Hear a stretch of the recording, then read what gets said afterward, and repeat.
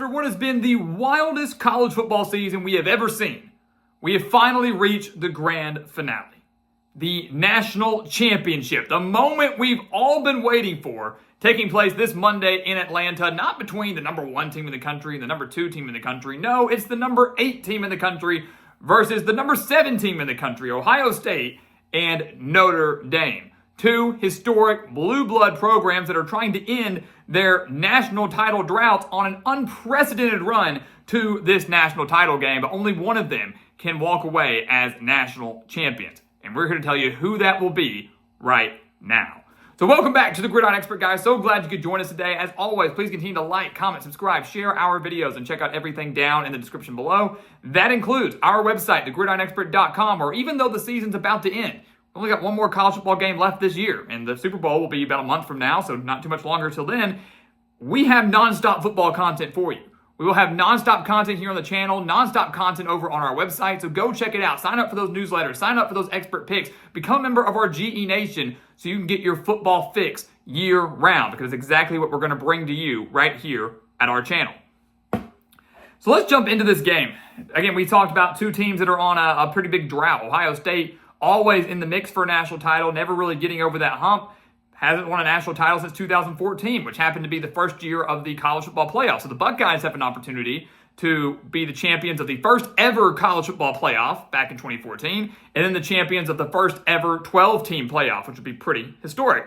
Notre Dame, always a perennial good team and a contender, but also, you know, the mantra, the motto has been they can't win the big games, right? You know, they went to the national title in 2012, got destroyed by Alabama. They've been to the playoff a handful of times since then, but never was competitive in those. Blown out by Clemson, blown out by Alabama. Now they are in the national championship game. They've won some of those big games, none bigger than the semifinal game last week against Penn State. So now they're here. Can they win this game and clinch their first national title, claimed national title, since 1988? That is the million-dollar question. We'll jump into the X's and O's. We'll start with Ohio State. On offense, this team is on fire. I don't think there's any other way to put it. You know, the Buckeyes, we knew they had talent. We were aware of the talent they had, but they were criticized offensively so much this year because they maybe weren't winning by as much as they should. They weren't as explosive as we thought they would be. That all changed after that Michigan loss, where they mustered like 250 yards, had a couple turnovers there, only mustered 10 points. Since they've gotten into the college football playoff, they have been on fire. They've outscored their 3 playoff opponents 42-0 in the first quarter. They've outscored them 69-25 in the first half. So this Ohio State offense that was struggling to get things going early, was letting these teams hang around for a little while. That happened since they've been in the playoff. They've gotten off to quicker starts. They've been more explosive. They've been more balanced. It's been a perfect setup for the Buckeyes, and it's not like they've been running through easy opponents. They played Tennessee, they played Oregon, they played Texas. Very good opponents that they've had to face, and they've torched pretty much every single one of them. The closest of those games being that Texas game that we just saw last week. So if you're Ohio State offensively coming into this game, you want to try to get out to another really, really fast start, another really strong start, because I don't believe this Notre Dame team is built to come back from a larger deficit. I know they came back from a 10-0 deficit last week against Penn State. I don't think they could do it by 2 touchdowns. So I think if Ohio State goes out there and scores on their opening drive, gets a stop, scores again, it's 14-0. They have set the tone. They've got the momentum. And the question is, could this Notre Dame team then battle back from a 14-0, 17-0 deficit and make it a game? My gut would say no. So another fast start for the Buckeyes is huge for them in this game. They're averaging over 447 yards per game in the playoffs alone. They had 370 yards at least 370 yards in every single playoff game they've played. Will Howard, 919 yards, 6 touchdowns, just 2 interceptions in his 3 playoff games, has only thrown 23 incompletions in those 3 games. So he's not only playing great ball, but he's taking great care of the football. He's been extremely accurate. But the way they've got to get things going this Monday in the championship game is to find a way to get Jeremiah Smith back involved. This guy was electric in the first 2 games against Tennessee and Oregon, had 290 yards and 4 touchdowns on just 13 receptions, only had 1 catch for 3 yards against Texas. Texas doing a phenomenal job of boxing him in and not allowing him to break free.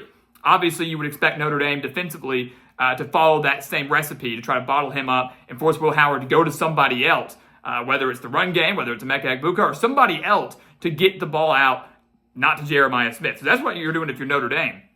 So the 2 keys for me for Ohio State, obviously a fast start, number 1. Number 2, obviously they need to find a way to get Jeremiah Smith back involved. Number 3, so I guess 3 keys, is get the run game going as well.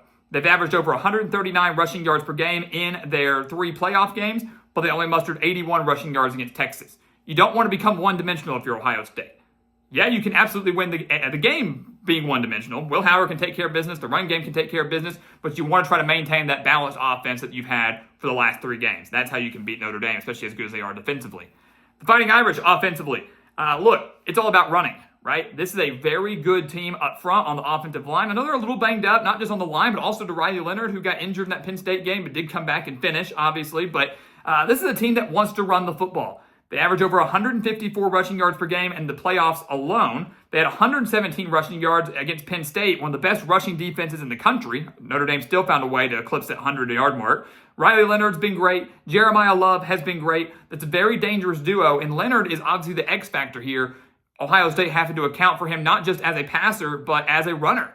Some designed runs from Leonard. His ability to escape the pocket and extend plays. His ability, with the RPO is he going to hand it off to Love? Is he going to take off and run? You don't know. So that true dual threat quarterback, which is really the first one that Ohio State has seen in these college football playoffs, is going to be something to monitor here. Can Notre Dame get Riley Leonard into open space? Can he be the guy to really just not be one-dimensional, not solely be a pocket passer in this game against the Buckeyes? Because if Ohio State makes him a pocket passer, they're going to win this game.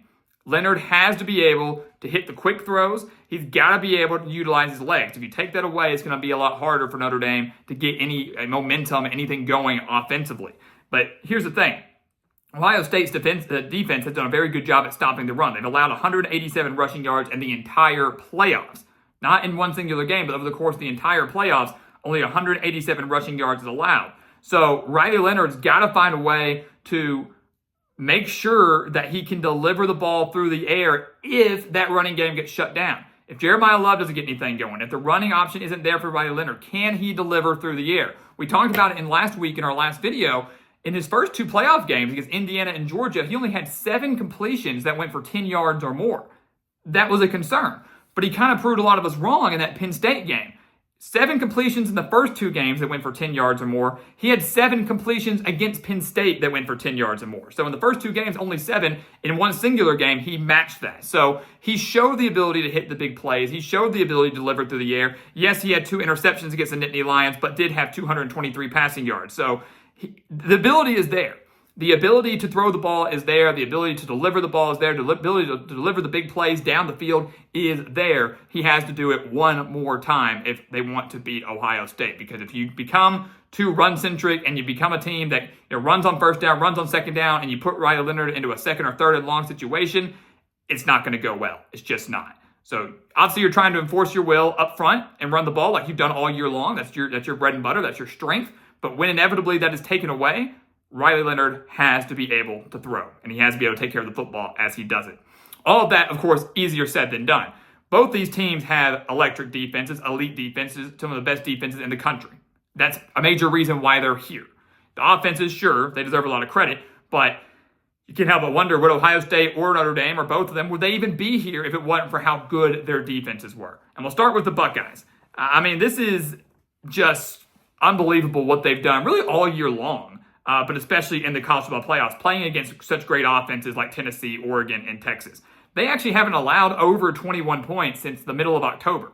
When they lost to Oregon and allowed, 32 points in that game? That was the last time they allowed over 21 points. So they held Tennessee to under that. Oregon only got to 21 in the Rose Bowl. And then, of course, they held Texas to just 14 last week.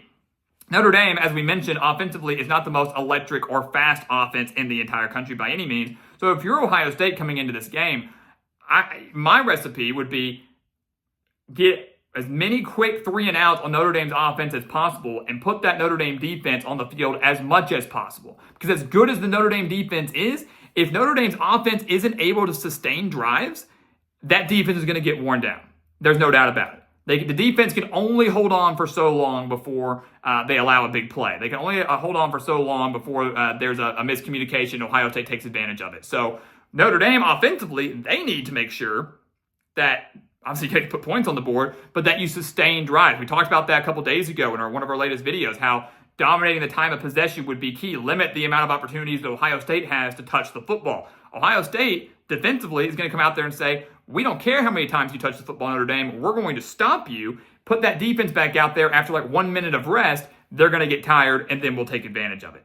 That's how you beat Notre Dame. Their defense is so good, but if you can wear them down because of your defense doing a great job against the Notre Dame offense, you're going to have a chance to win this game. So that's what I would do. This Notre Dame team just gave up 5 sacks against Penn State. Ohio State has one of the best pass rushes in the country, 16 sacks, 28 tackles for loss in the 3 playoff games alone. So if they can get pressure on Riley Leonard, if they can just continuously force constant 3 and outs, you don't even have to force a turnover in this game. You will simply wear down the Notre Dame defense and simply win. That's what Ohio State has got to do on defense. Notre Dame on defense, they win by turnovers. They win by turnovers because they're one of the best teams in the country in creating turnovers. They forced 32 on the year, including 4 in the college football playoff alone. That includes that massive interception against Penn State last week that led to the game-winning field goal. So, and arguably, it should have been more interceptions, right? Notre Dame had a handful of picks that got called back due to penalties. Aller had a terrible game. Notre Dame made him took advantage of it. So got like 2 interceptions that got called back due to penalties. Finally got the one that ended up winning the game. This secondary is electric. The defensive line is electric. They have all the abilities to go out there and win this game. As we know, defense wins championships, and that absolutely could be the case in Notre Dame this Monday. And if I'm looking at Notre Dame, I'm kind of following a similar recipe as to what Texas did, because Texas really kept Ohio State in check. Only 28 points, one of those touchdowns, 7 of those points were from that strip sack fumble at the end of the game. So Texas really slowed down that Ohio State offense. The Buckeyes got out to a fast start and then really slowed it down. If you take away the 75-yard screen pass for a touchdown at the end of the first half and the strip sack that Ohio State had, Texas either wins that game or we're going to overtime. So, you know, the Longhorns did a really good job defensively. And if I'm Notre Dame, if I'm Marcus Freeman, I'm trying to follow that recipe almost to a T. Now, the thing is, if you do that, you have to make sure you don't allow the big plays. And that's kind of the key for Notre Dame here. Don't allow those big, massive plays. Don't allow a 75, 80-yard screen pass for a touchdown right before halftime. Don't allow Jeremiah Smith to break free, get behind your defense, and get an 80-yard touchdown. You know, create the turnovers, get a little bit of pressure on Will Howard. Find a way to make sure that Ohio State isn't going on these quick scoring drives that they did against Oregon, right? You know, drives that took 3 or 4 plays. You've got to come out there, if you're Notre Dame's defense, and really set the tone early. You've got to come out there and not allow Ohio State to jump out to an early lead, not allow Ohio State to march down there on their opening drive and get a touchdown. You've got to set the tone early and say, hey, this is going to be a dogfight that's going to come down to the very end. Take away the momentum early for the Buckeyes through the strength of your defense. And I will say this, we're talking about turnovers, how important that is. You get a turnover, you're putting your offense in favorable field position. We know Notre Dame's offense isn't nearly as good as Ohio State's, but if the defense does their job and puts the offense, their starting drive begins in Ohio State territory, they're bound to get some points out of that. So create offense through your defense. And finally, last thing on that, they can do this because Ohio State is facing one of, if not the best defense they've seen all year long. And when Ohio State has faced very good defenses, they have struggled in the turnover category. They're winning the games, but they're struggling in turnovers. They committed 2 turnovers against Iowa, 2 against Oregon back in the regular season, 2 against Penn State, 2 against Michigan, 1 turnover against Tennessee, 1 turnover against Texas. That's 10 total turnovers, 6 of those being interceptions from Will Howard against some of the best defenses that they face. And you could argue that that Notre Dame's will be the best defense that Ohio State has faced. You could argue that. So again, we've seen them struggle against some very good defenses. We've seen them turn the ball over there. If Notre Dame can get 2 turnovers in this game and convert off of them, I think they win this game. So that's kind of the key there. Don't allow for Ohio State to get off to a fast start. Find a way to force turnovers and find a way to slow them down. Find a way to slow them down. Do not allow the big plays. As someone once said, keep everything in front of you. Keep it in front of you. That's going to be the key for Notre Dame against this electric Ohio State offense that's just been on fire really all playoff long. So what's going to happen? This is our last pick. This is our last prediction for college football for the year. It's hard to believe how fast things went by. And I really believe that this national championship is going to be a good one. I see a lot of people out there that are saying Ohio State is going to win by a very large margin. It's not even going to be close. It's going to be a blowout. And that would make me very sad. It'd be unfortunate because, look, we've had 6 straight national championships that have been decided by 10 points or more. We really haven't had a good national championship in a long time. So I'm hoping that this game is close. I'm hoping this game is competitive. And I believe it will be, because here's the thing. For everybody that wants to come out there and say that Notre Dame doesn't have the guys to compete with Ohio State, what do you say about the last two meetings between these two programs, right? This is the third year in a row that Ohio State and Notre Dame are facing each other. 2 years ago, they played in Columbus. Ohio State won 21-10, but the Buckeyes trailed at halftime, and it was only a 14-10 game for the majority of the fourth quarter before the Buckeyes added a late touchdown with under 5 minutes left. So Notre Dame was holding their own in the shoe in their first ever game under Marcus Freeman. The next year, 2023, they go to South Bend.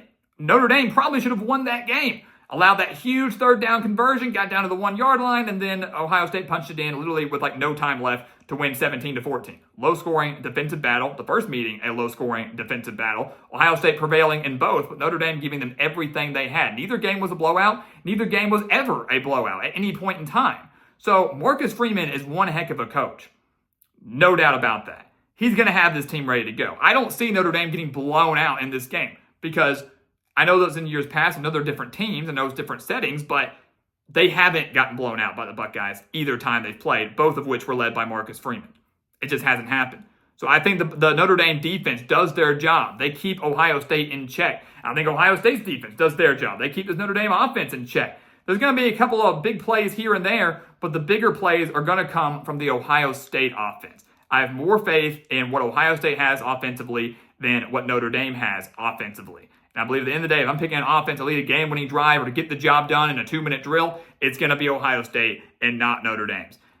Ohio State, I think, wins this national championship game, but they don't do it by more than 10 points. I think this game is a one-possession game in the fourth quarter. Maybe the Buckeyes add a late touchdown or a late field goal to fully seal the deal. But this, I think, will be a close national championship game. It will be close in the fourth quarter, but the Ohio State defense gets a late stop. The offense takes care of business down the road, kind of like we saw last week against Texas. And the Buckeyes will win their first national championship since 2014 and will become the first ever 4-team and 12-team college football playoff national champion, winning both. First team to ever do it, Ohio State Buckeyes. What a year. A team that was left for dead after their loss to Michigan in the season finale. It served as a wake-up call. And Ohio State, defying the odds, facing all the pressure mounting on Ryan Day and this program, will get the job done in Atlanta and capture a national title for the first time in 10 years.